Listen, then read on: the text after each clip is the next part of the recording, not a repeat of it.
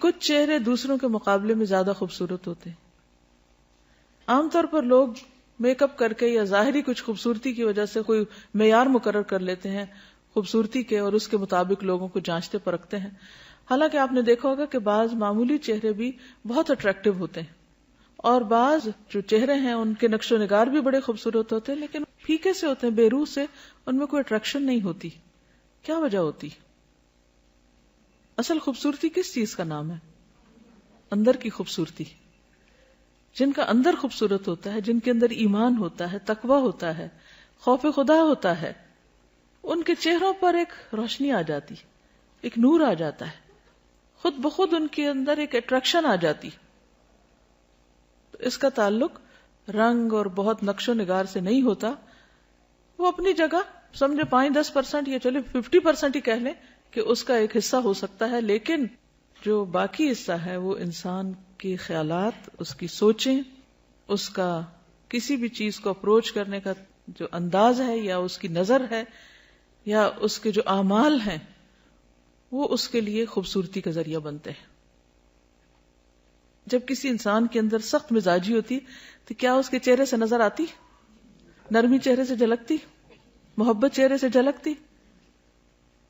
یہ سب چیزیں دنیا میں بھی عیاں ہو جاتی ہیں. اور قیامت کے دن بھی کیا ہوگا؟ یوم تبیض وجوہ وتسود وجوہ.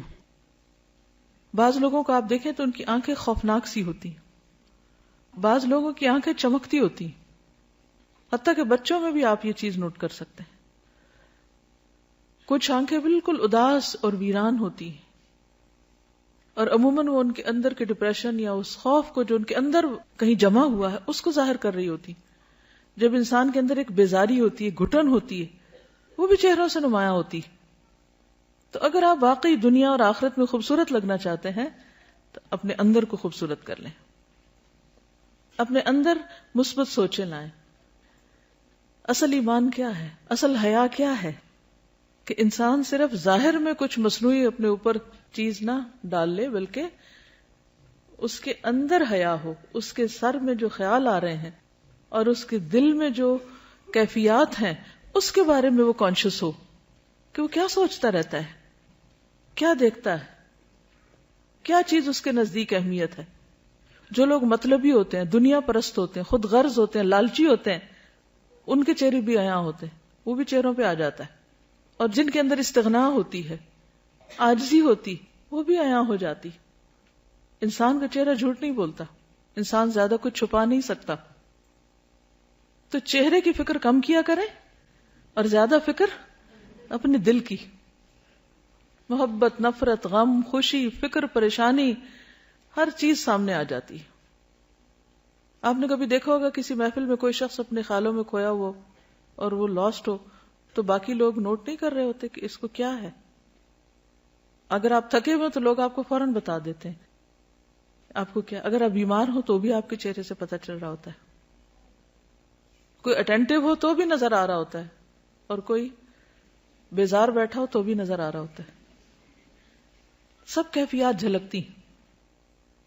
تو اس لیے کل انسان الزمناہ طائرہ فی عنقہ، یہاں گلے میں لٹک رہا ہے، اس کا نام ہے اعمال. ٹھیک ہے نا؟ وہ کون ہے، اس کی پہچان اس کے گلے میں پڑی ہوئی ہے. کل انسان الزمناہ طائرہ فی عنقہ وَنُخْرِجُ لَهُ يَوْمَ الْقِيَامَةِ كِتَابًا يَلْقَاهُ مَنْشُورًا. اس کا نام اعمال اس کے سامنے ہوگا. اقرا کتابک. یہ سوچتے تھے، یہ نیت تھی، یہ تمہارے خیالات تھے، یہ تمہاری ڈیزائرز تھیں، یہ تمہاری تمنائیں اور آرزویں تھیں، یہ دیکھ لو. اقرا کتابک وحصل ما فی الصدور. جو سینوں میں وہ بھی نکال کے سامنے رکھ دیا جائے گا. اس لیے بہت زیادہ فکر کیا کریں اندر دل کی. وہاں نفاق ہے یا شک ہے یا حسد ہے یا بغض ہے یا نفرت ہے، کچھ بھی ہے، اس کو نکال باہر پھینکے. کیونکہ قد افلح من تزکا وذکر اسم ربہ فصلی بل تؤثرون الحیاۃ الدنیا والآخرۃ خیر وابقی. دنیا کے سارے غم اور پریشانیاں یہی رہ جائیں گے. اصل فکر بس آخرت کی لگا لے. ایک فکر ہر فکر سے بے نیاز کر دے گی. ہر فکر کو کاٹ دے گی، اور وہ فکر آخرت ہے۔